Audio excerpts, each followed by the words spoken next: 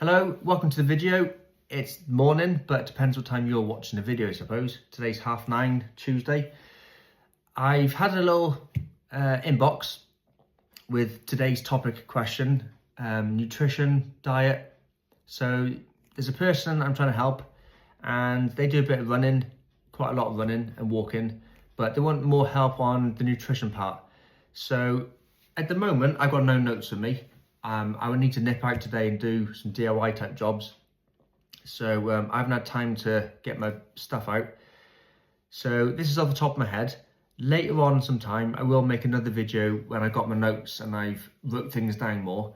But first of all, I want to just explain who I am, how I know this stuff and my reasoning behind my way of doing diet.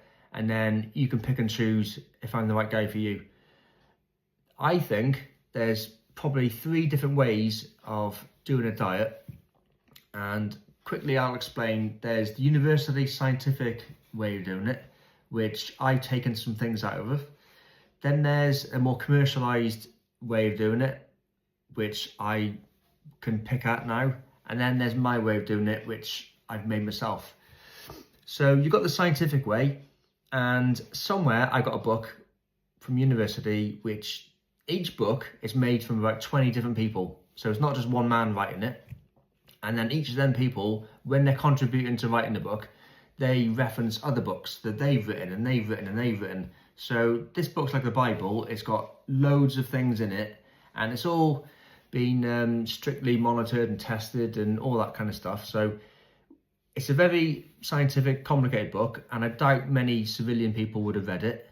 And I read it word for word and highlighted all the good bits. So anything you hear from any coach, any personal trainer, any lecturer, if you've heard it somewhere, they've probably read it from this book and they've probably put their own little twist on it, like I have as well. So I go from this book, but it's too complicated for everybody, and it's actually too complicated for the way I work out diets as well.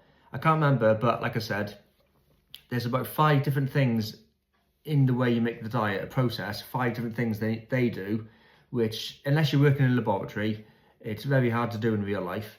And I'll even tell you a story about how universities are fake anyway. So what they do in the diet, so I think what they do, they work out like, say for example, your body weight. So you need 2,000 calories a day. On top of that 2,000, you also need extra calories because your body uses calories just to eat the food. So if you needed 2,000 calories and you ate 2,000 calories, well, you wasted some of it picking up, stirring it, chewing it. You use up calories to chew it, and then for it to go down your body and then digest it. So you've actually wasted some of the calories from just eating it. And then your body uses heat to then process the calories. So then that's another 10% of the calories gone. So before you know it, you're probably down to 1,500 calories. So you haven't had the calories your body actually needs for your exercise. If you worked out, you need 2,000 calories a day for your movement. And then you've got your normal daily movement. And then you've got on top of that, if you exercise as well, your additional 10 or 20% on top of that. So there's about 5 different things in the scientific version which you need to do. There's this and this and this and this, and a lot of it's percentage on top, percent of this, percent of that, and that's before you even talk about carbs, protein, fats, the 3 main things you break your diet down into. And then if you want to go even deeper, you got your vitamins and your minerals, how much of these you need. So basically that's too complicated. You don't need to do all that unless you're in the Olympics, because scientific research things is all about top performing people. Performance. I know you want a bit of performance, you want to run a marathon, you want to run a half marathon or a 10K, 5K, but really you're not an Olympic athlete. You're not a Tour de France athlete. You're not in the Commonwealth Games or things like that. So that's unrealistic to live a strict diet like that. I said university is a bit fake. For example, I'll give you 2 examples. One was while I was doing a nutrition module, we had to do experiments. So you had to pick one of three. It's called the Big Three. The Big Three C's. So the three C's are the three ergonomic aids, basically supplements which improve performance. And these are the three that scientifically they work: caffeine, creatine, and bicarbonate soda. But as everyone knows, that caffeine, you got it in your Red Bull, you got it in your Pro Plus tablets, you got it in your coffee, you got it in pre-workouts. So you can either join that team, and they do testing by, it wasn't like who can stay awake the longest, it was performance testing. So you might do a sprint test, so you might have to do repeated sprints. So you'd find a sports hall, you'd get a timing gate. It's basically a stopwatch with a laser. So you go through that gate, you sprint as fast as you can, go through that gate. And it's not about how fast you can sprint. You get 10 people, 20 people to sprint, but then they get probably a 2-second turnaround, do it again, 2 seconds turnaround, do it again, repeated sprints. They do it 10 times. And then you get another 10 people who are taking caffeine, they do it 10 times. And then you get a third lot of 10 people who are taking a placebo or a fake. They're not sure if it's a caffeine or not caffeine. And then they do it 10 times. And then out of the 30 people, you'd see, is there a trend? Are the caffeine people remaining the same or dipping or whatever? Then there's the creatine group. I actually did the creatine in this particular experiment, and that's actually what we did. We did a sprint test. We had a timing gate, a laser, someone runs through, turns around, someone runs back. The reason why our experiment was a load of rubbish, first of all, we called it 20 college-aged students. Or if you read the science literature, science books, all experiments will start off 20 college-aged males did this test. Well, it's got to be 10 or 20, because you can't just choose 3. It wouldn't be enough people to have 3. So it's got to be a certain amount of people to enter the test. So you'll find that a lot of people do 20, not 25 or 30, because they could only get 20 volunteers. So, but they needed 20 to make it worthwhile. It'd be college aged, because anyone under the age of 18, it's hard to get parents' permission. And to get a 16-year-old to turn up to do the experiment is quite hard, without bus tickets and mum bringing them. So it's always 18, but also it's always 18 to 25, because that's the age of people in the college. You couldn't go to university and say, we are 20 athletes, because an athlete won't volunteer to do the test. So it's always whoever you can beg and borrow to come and do your experiment. So it's always college age. But we did our test, say, on a Thursday morning. As part of our health and safety, we had to add in a sick bucket, because on Wednesday night, it was student night. And probably half of the volunteers are going to be hungover, and they probably will throw up. So we probably started off with 20 volunteers, and actually probably only 10 turned up, because the other 10 were hungover and forgot. So I think we probably maybe faked the numbers and said there's 20, but there's probably only 10. They weren't athletes, they were just college-age people wearing shorts, and they probably were sick and didn't really try. I also know there was another test of the other group, the bicarbonate soda group. They probably might have done the same sort of thing as well. They probably wrote down they had 40 people, but they probably only had 20. And to get 20 college-age students to do some stupid sprint test the morning after student night is probably quite hard. So I know that most of these science tests are a load of rubbish. They fake the numbers, they've handpicked just 20 students, and a lot of them as well. I remember sitting in the lecture hall before or after a big lecture, and they said, hang on a minute, can we just have 5 minutes of your time? My name's Dave, I'm doing a PhD in biomechanics, and I need 50 volunteers, please. because I want to do a study working with Nike Air, and we're going to do a test on a new insole or something. If you volunteer to wear these insoles, we'll let you keep the insoles for free. So you get everyone going, yeah, I'll do it. So a lot of the tests weren't done by athletes. They're done by just any student or volunteer, just a free pair of insoles or 3 months worth supply of creatine or 3 months supply of caffeine. If you do my caffeine test, I'll let you keep the whatever caffeine. And the bonus part is you get to use the caffeine at the time. You get to have expert training plan done for you and a free bottle of creatine to keep. So I'm going off on a waffle there. So that's the scientific version of a diet. Then you got the commercialized. Now these are the ones that you Google now. If you Google how much calories should I have a day, how many carbs should I have a day, how much protein should I have a day, you'll probably come up with the same sort of figures if you put it into a calculator. Now, basically, this is roughly okay. It'll lead you down a good path if you've got no idea what you're doing. But to be honest, I think what they've done is somebody has thought, right then, well, I'm going to be not very scientific here. I'm going to be like beat around the bush. How can we get 10 million thick fat people to listen to some information and know what to do? I know what we'll do. We'll put it really, really basic so they can't go wrong.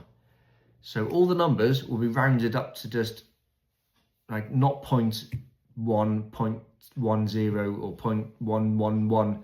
It'd be 20, 30, 40. It'd be really basic, because generally half of the population of the country, of every country, is probably, I say fat, but overweight, obese.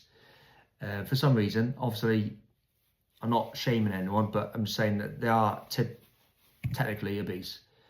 And half of the population probably are drunk, drugs, thick.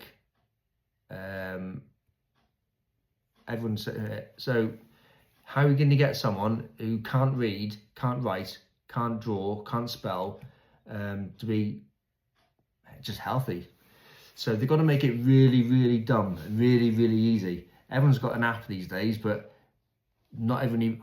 The amount of people I talk to haven't even got weighing scales in the bathroom or the kitchen. So how are they going to weigh themselves and work out anything? So they have to go to Boots or the pharmacy to weigh themselves, but then they're wearing clothes. And if wearing a jacket and jeans and boots, that's an extra couple of kilograms. So the commercialized way is a really dumbed down way of writing a diet. You got your BMI.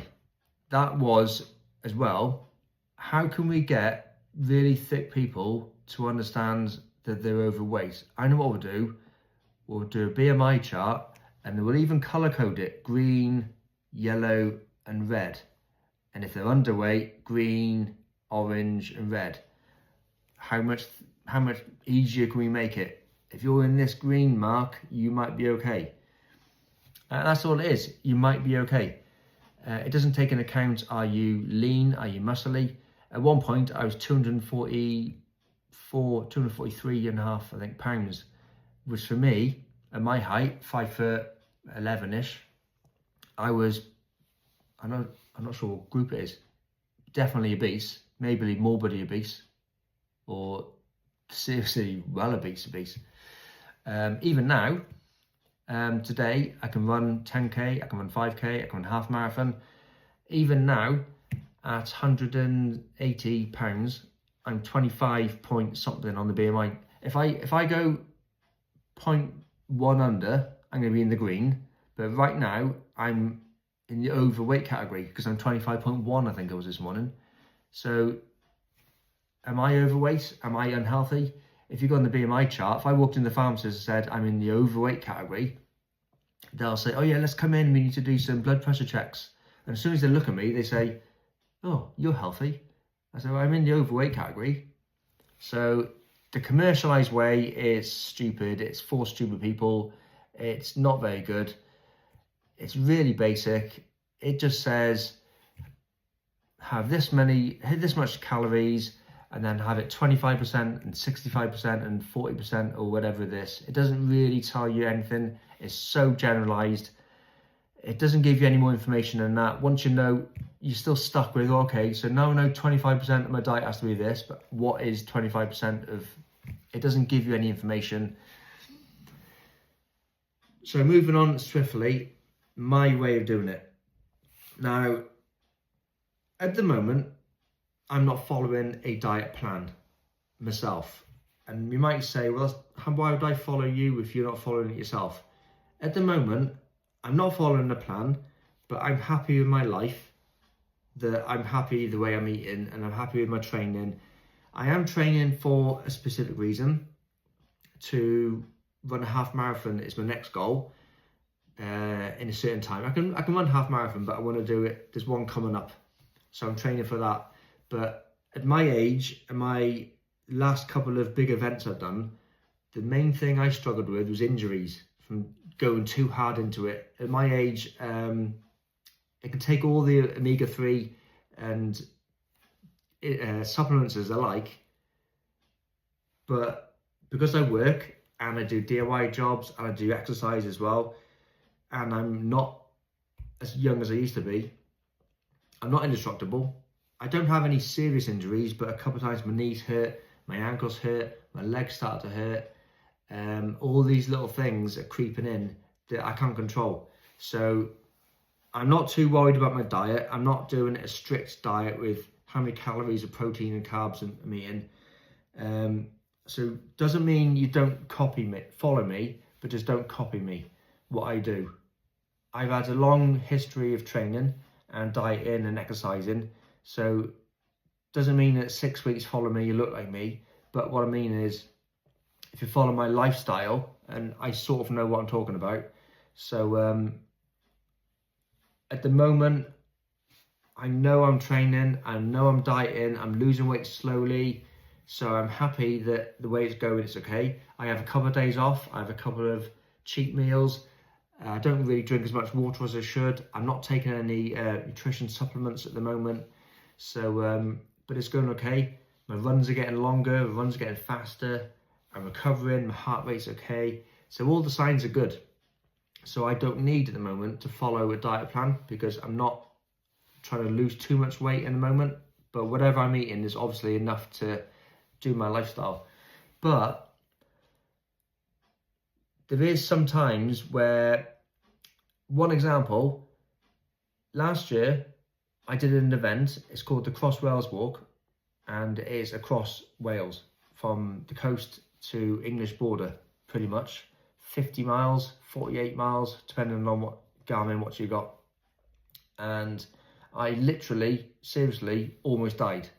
At the end of it, I struggled, and I was back in an ambulance for about 3 hours until they'd let me leave. Because once you get into an ambulance, you're not allowed to get out of the ambulance until they've signed that you're healthy and you're good to go. I stood up, went to get out of the ambulance, and I almost stumbled and went dizzy and almost fell over getting out of the ambulance. They said, right, and get back in the ambulance and sit down for another hour. So I think I was in the ambulance for about 3 hours. What happened was, I can sort of, when I was in back in ambulance, all the crew, there was actually 3, there were St. John's ambulances. They weren't the real big ambulances. The St. John's ambulance, paramedic people, helpers, they assumed that I tried really hard at the end of the walk. But actually I tried really hard at the beginning of the walk. And when I explained, they sort of knew I knew what I was talking about, and they agreed, yeah, actually, what you did probably was why you're like this. What happened was, this was in June or July, but in the May, I was 40. And I wanted to do a marathon before I turned 40. Not an event marathon like London or the Boston or something. I just wanted to run 26 miles in a straight day, like a race, but just before my 40th birthday. So over a couple of months, I built up to doing hundreds of miles. And before I did my birthday, my legs started hurting. So I was putting, instead of resting, I couldn't rest because my birthday was coming up. I had to get the marathon in before my birthday. So I used deep heat, deep freeze, I used gel, I used ibuprofen until I was taking so many tablets I couldn't really take any more. I was using tape on my ankle. I tried different trainers, different socks. And then one day I thought, I've got to do it today. I feel all right today. I did the run and I wasn't prepared for it like I should have been. So the last couple of miles was a struggle.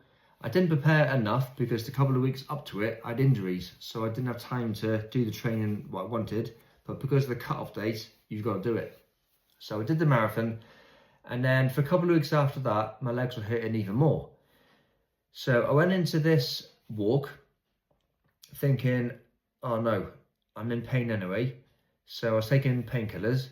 I also used knee sleeves the whole way around, which I think probably cut off the blood circulation to my legs more than what they supported my legs. And at the very start of the walk, I went flat out and I wore a rain jacket, which I think sweated me more than kept me dry from the rain. And I've got a low electrolyte level, a low salt level in my body anyway. I know this, I've had blood tests for a couple of years and I know it's low, but it might be due to the fact I don't eat a lot of salt. So if you don't eat salt, where are you going to get it from? I don't put a lot of salt on my food or in my cooking. So at one point I was taking extra electrolyte tablets, but I haven't got any at the moment. I didn't have any last year either.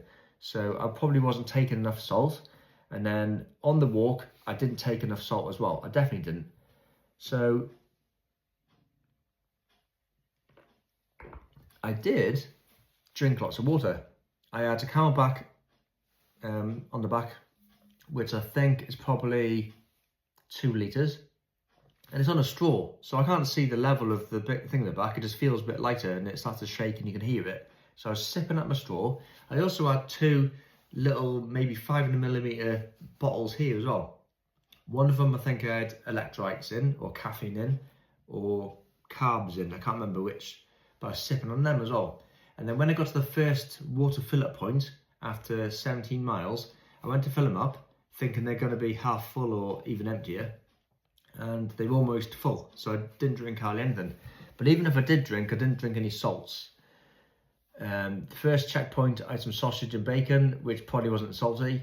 The second checkpoint, after 30 miles or so, I had I think a beef burger, again not very salty. And then when it got to the final checkpoint, I had a cake, I think, which probably wasn't salty either. I know I drank probably 2 or 3 litres of water, but my Garmin says I sweated 9 litres of water, so I must have lost 6 litres of sweat from my body. And then I lost, I can't remember how many kilograms of water, but I lost even more than that. I went from being like, for example, 180 to 170 pounds. I lost about 10 pounds in one day. So I must have lost a good 10 litres of water.